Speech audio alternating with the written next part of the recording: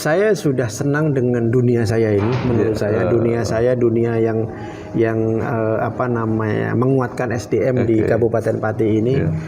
Saya sudah bisa memberikan kontribusi menurut saya dengan cara yang ya menurut saya ini kan ya dalam tanda kutip kiai tapi lakenan gitu Pak. Artinya kita memberikan sekolah, fasilitas anak-anak untuk menguatkan, dan tentunya ini menjadi salah satu daya tarik untuk orang seluruh Indonesia bisa ke Pati. Kami punya lapangan Pak, nanti di belakang sana itu 7 lapangan Pak yang berjejer. Lapangan sepak bola. Lapangan sepak bola. Dan 7. Itu hanya di Pati Pak. 7 lapangan.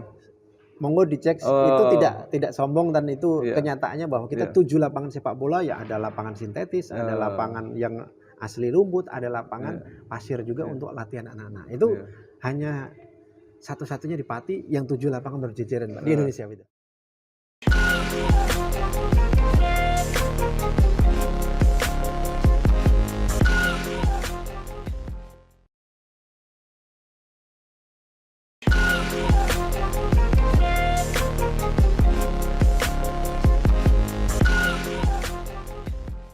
Assalamualaikum warahmatullahi wabarakatuh. Waalaikumsalam warahmatullahi wabarakatuh. Bersama saya Bambang Sadono di kanal Inspirasi Jawa Tengah.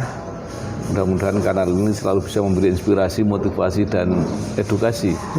Saya beruntung siang ini saya bisa bertemu dengan Pak Saiful Arifin yang selama ini kita kenal sebagai Wakil Bupati Pati. Mudah-mudahan suatu saat jadi Bupati Pati. Nah, beliau sekarang sudah habis masa baktinya dan sekarang mengurusi macam-macam. Ada Universitas Safin kalau nggak salah di Pati. Ada juga sekolah akademi sepak bola.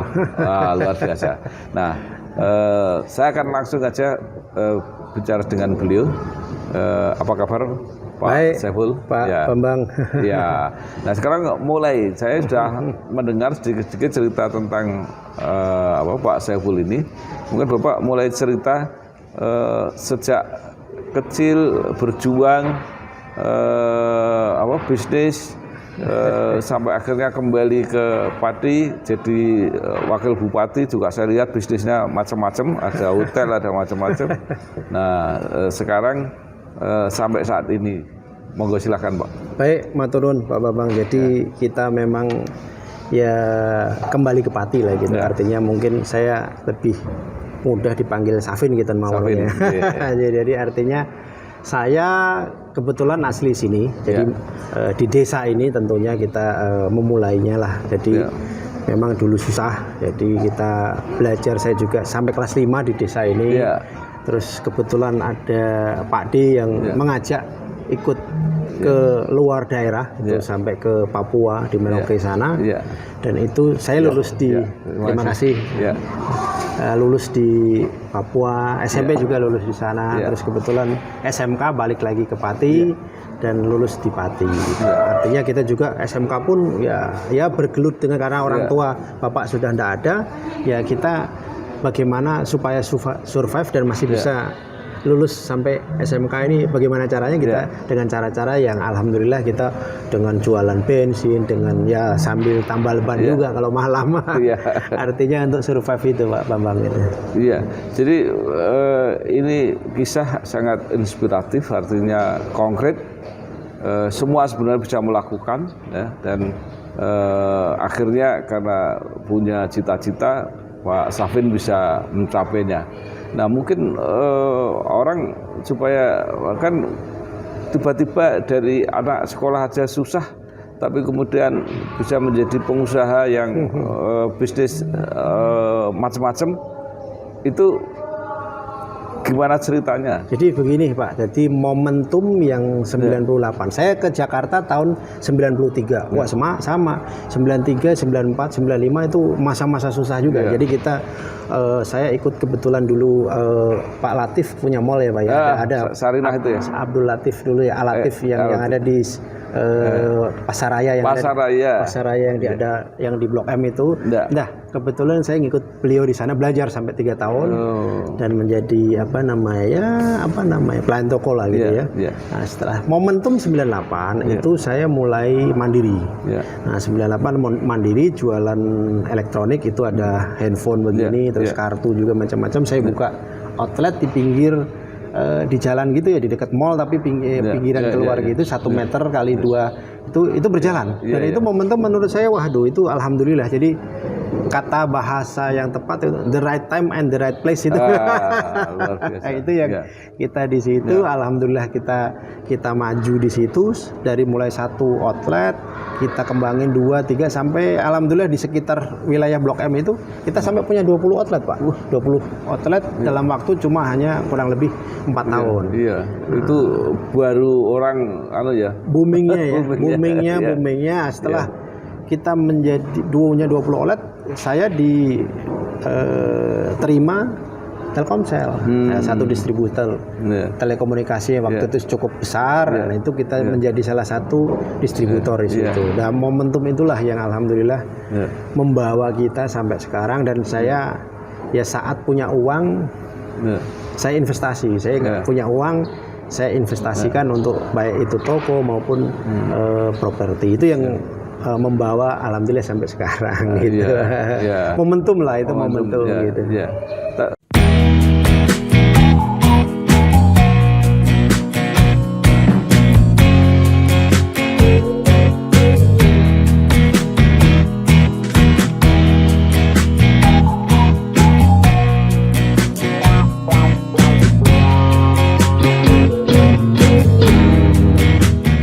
Saya Bambang Sadono. Saya sedang di warung bakmi goreng dan bakmi godok Bumin, ya Bu. Di Pasar Nopo ini? Pasar Puri, Jalan Kolonel Sumandan. Ya, Pasar Puri, Jalan Kolonel Sumandan. Saya menjadi pelanggan mie ini sudah bertahun-tahun. Dan menurut saya inilah mie yang paling enak di Pati. Sukses Ibu. Amin. Guys. Saya Bambang Sadono, Bangsa TV, inspirasi Jawa Tengah dan inspirasi untuk bangsa.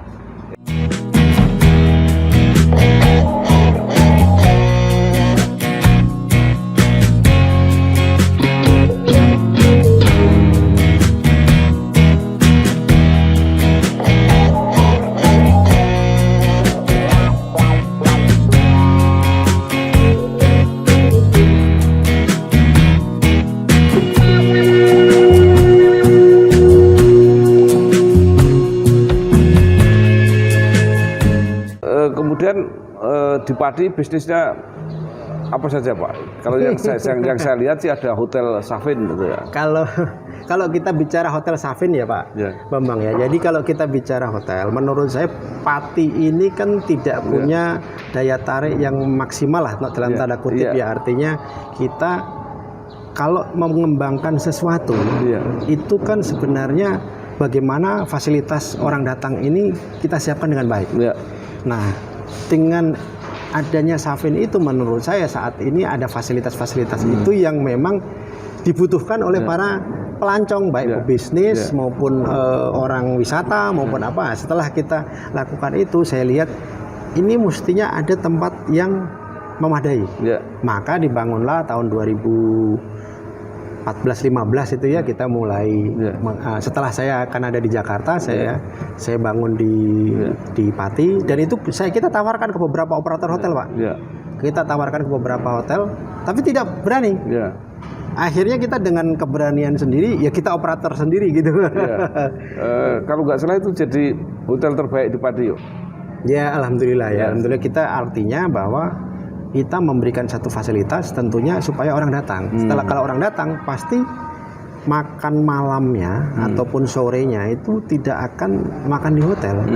Itu udah psikologi orang itu ya. Jadi kalau pagi breakfast, kalau malam mungkin dia akan cari makanan di luar. Nah inilah kita menguatkan UMKM ataupun makanan-makanan tradisional supaya bisa jalan juga. Gitu. Jadi gandulnya laris. Gandulnya, terus sotonya, terus macam-macam makanan tradisional Pati itu Pak. Kemudian Pak Safin terjun di politik menjadi wakil bupati. Nah, itu seperti apa?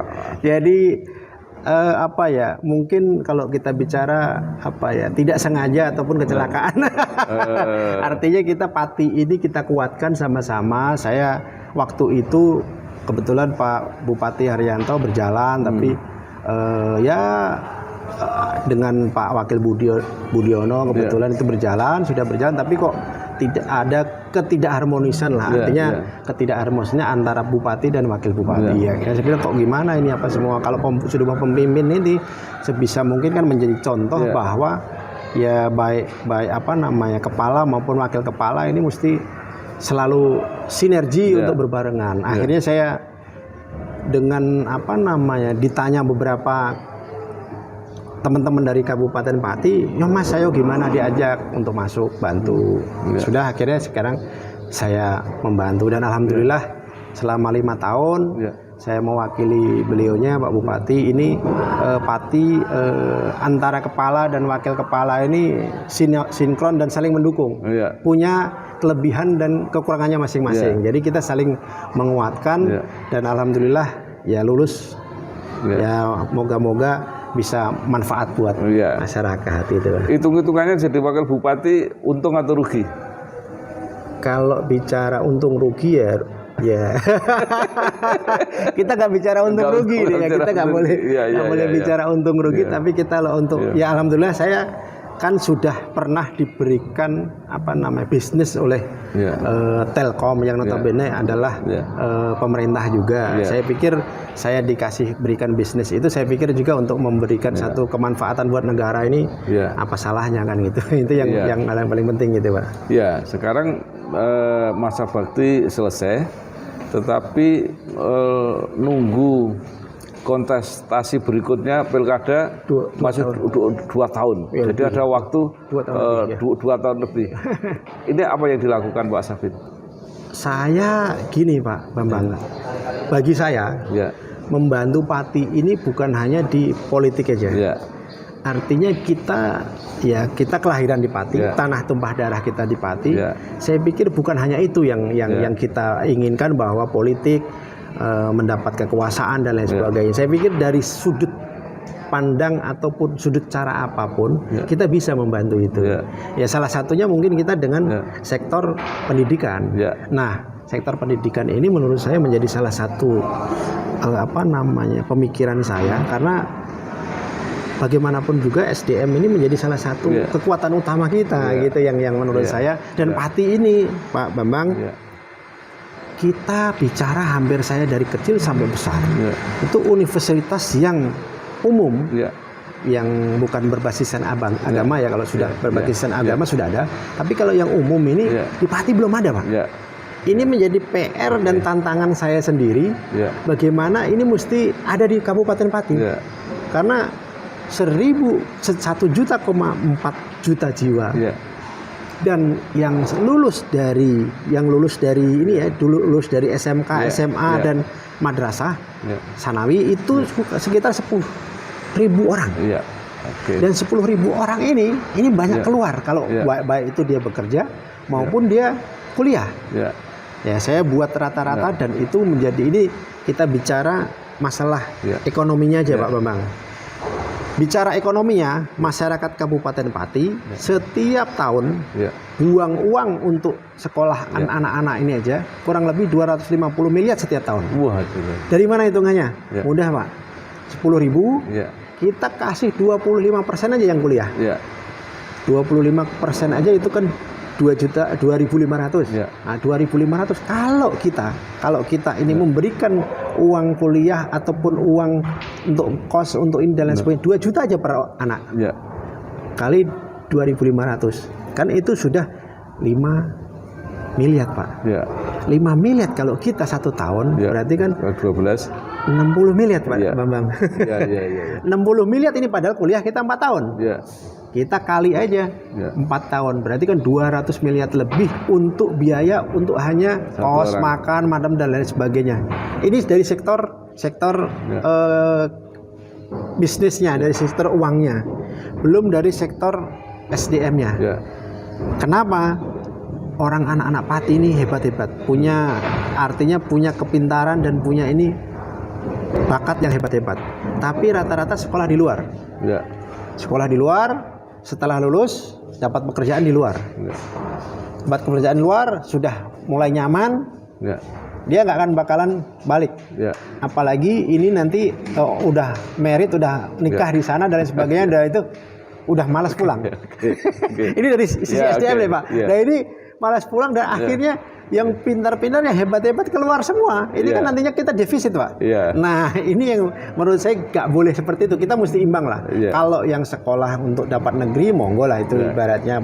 Tapi kalau yang sama-sama swasta, ngapain mesti keluar gitu kan? Gitu. Bicara future-nya gitu. Cita-cita dan perhitungan yang bagus.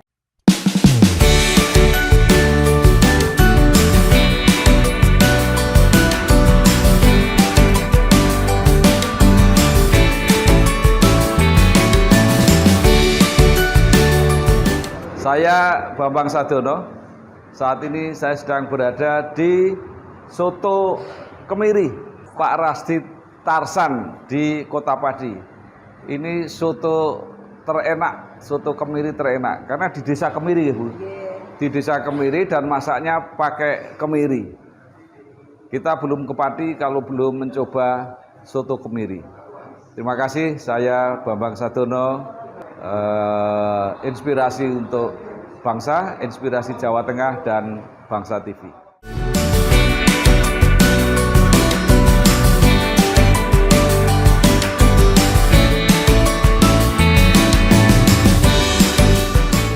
Nah, tapi yang ingin dibangun Pak Safin ini universitas atau perguruan tinggi yang seperti apa kira-kira?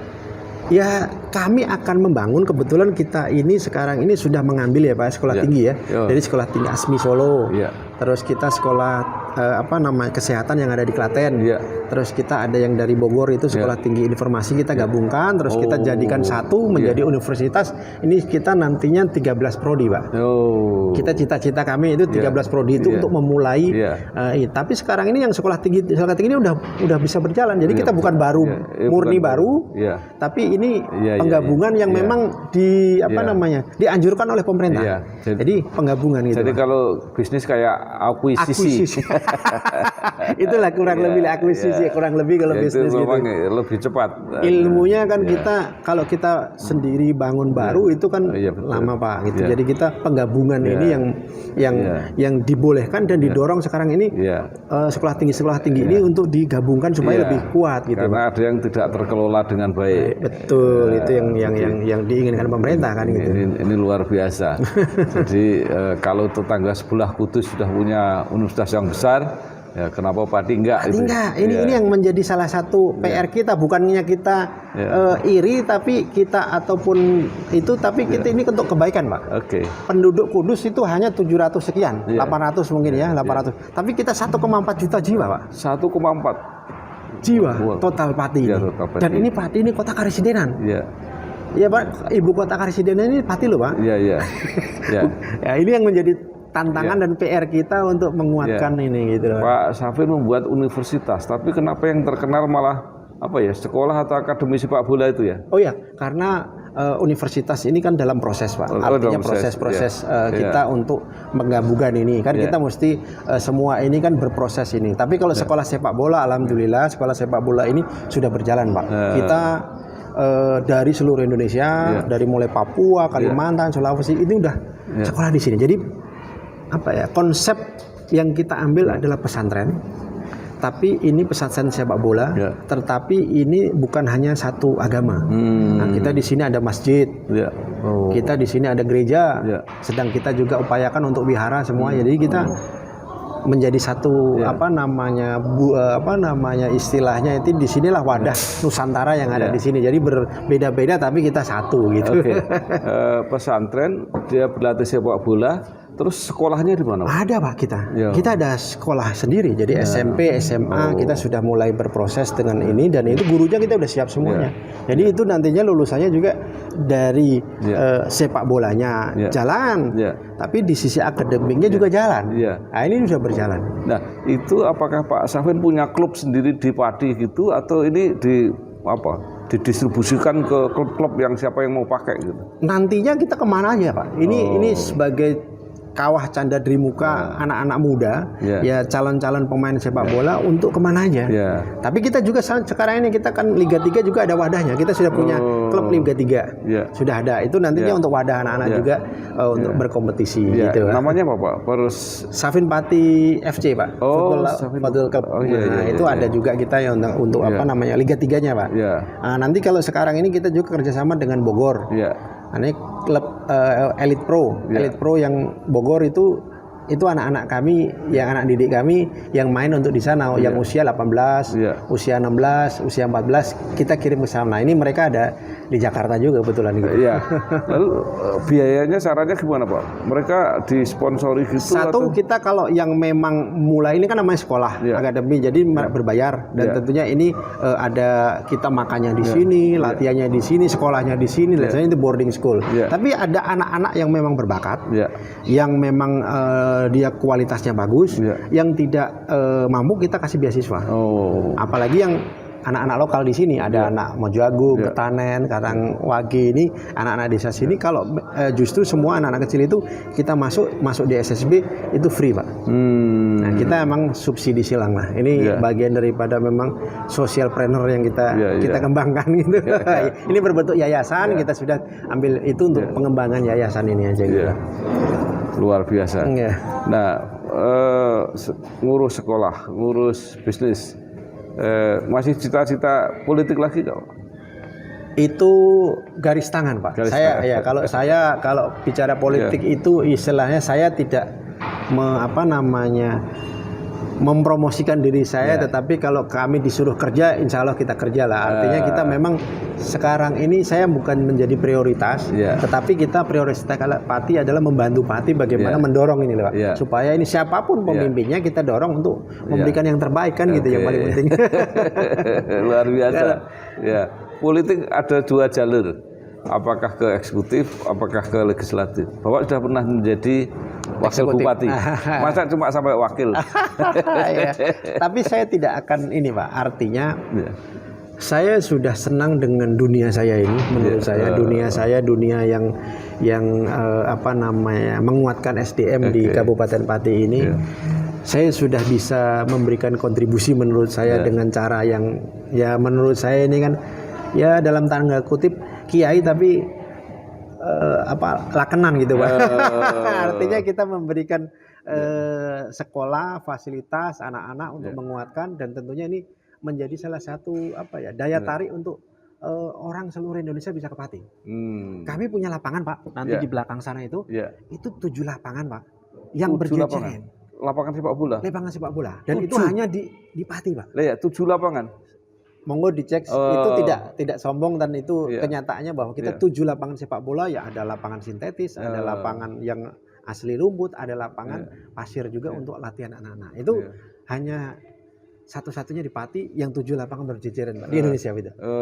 Mungkin di Indonesia malah mungkin. Di Indonesia kita hanya mungkin kalau saya mungkin belum tahu, bisa dicek lah itu, karena itu salah satu yang pengen saya tonjolkan. Untuk bagaimana seluruh anak-anak muda ini bisa datang ke Pati gitu. Yang ada fasilitas yang cukup baik gitu Pak.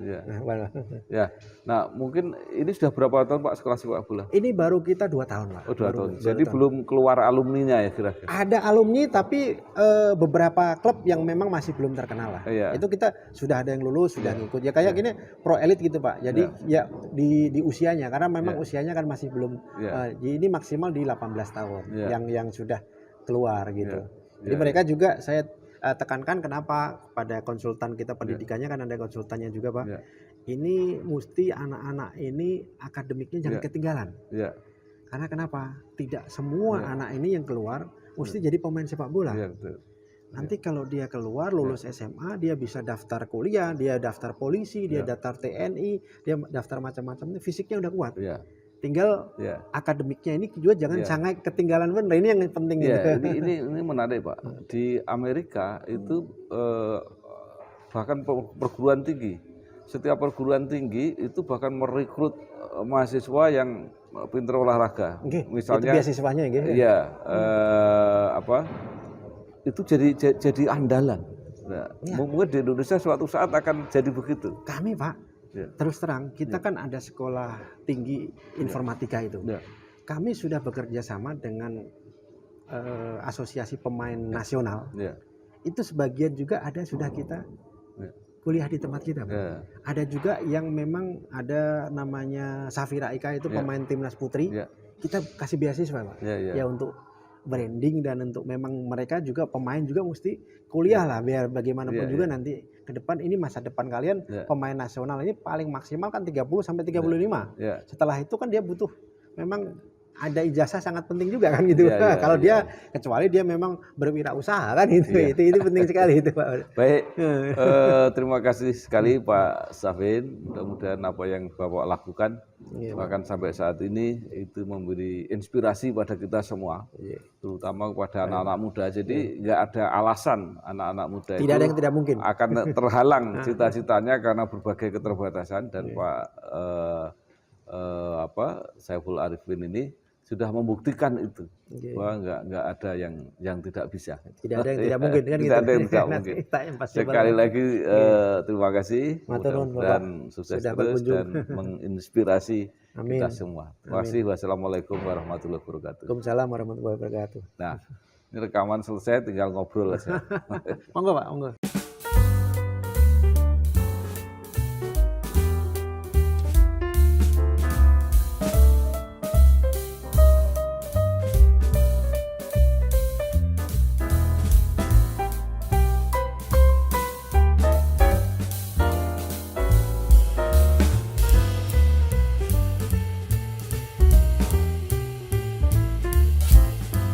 Saya Bambang Sadono.